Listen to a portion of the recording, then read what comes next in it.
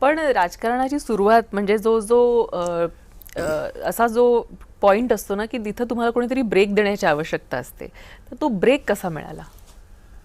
म्हणजे आता बघा, त्यावेळेला मी विद्यार्थी सेनेचा जिल्हा प्रमुख म्हणून काम करत होतो. खरं म्हणजे 90 सालीच मला त्यावेळी विधानसभेची उमेदवारी मिळाली असती, पण त्यानंतर त्यावेळी माझं लग्न झालं, त्यामुळे मी थोडं त्यापासून बाजूला गेलो. मला ब्रेक मिळाला, ब्रेक पॉईंट असा होता की 2004 साली ज्यावेळेला मुख्यमंत्री शिवसेनेचे होते नारायण राणे साहेब, त्यानंतर राज ठाकरे साहेब, त्यांच्याबरोबर कोल्हापूर जिल्ह्यातले आमदार असतील, पदाधिकारी असतील, यांनी शिवसेनेला रामराम केला.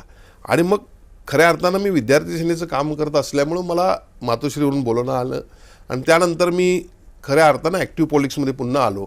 आणि मग 2009ची निवडणूक लढवण्याची मला शिवसेना प्रमुखांनी सांगितलं आणि त्यानंतर लोकांनी माझ्यासारख्या कार्यकर्त्याला स्वीकारला. हा ब्रेक पॉईंट होता.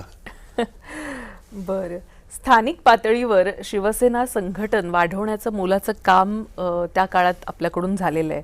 तर तो काळ कसा होता? शिवसेनेची ओळख करून देणं किंवा शिवसेनेला वाढवणं?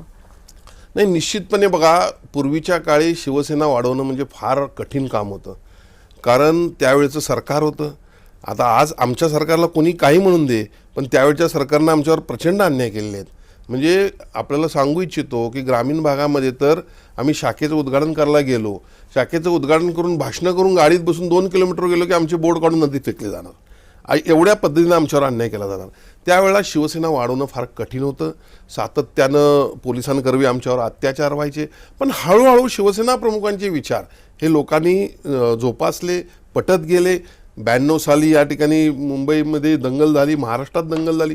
त्यावेळेला मात्र 95 साली शिवसेनेची स्थापना आली आणि खऱ्या अर्थानं त्यानंतर शिवसेनेची खरी वाढ झाली. शाखा आल्या, विद्यार्थी सेना वाढली, महिला आघाडी वाढली आणि अशा पद्धतीनं आम्ही आमचं संघटन वाढवत गेलो.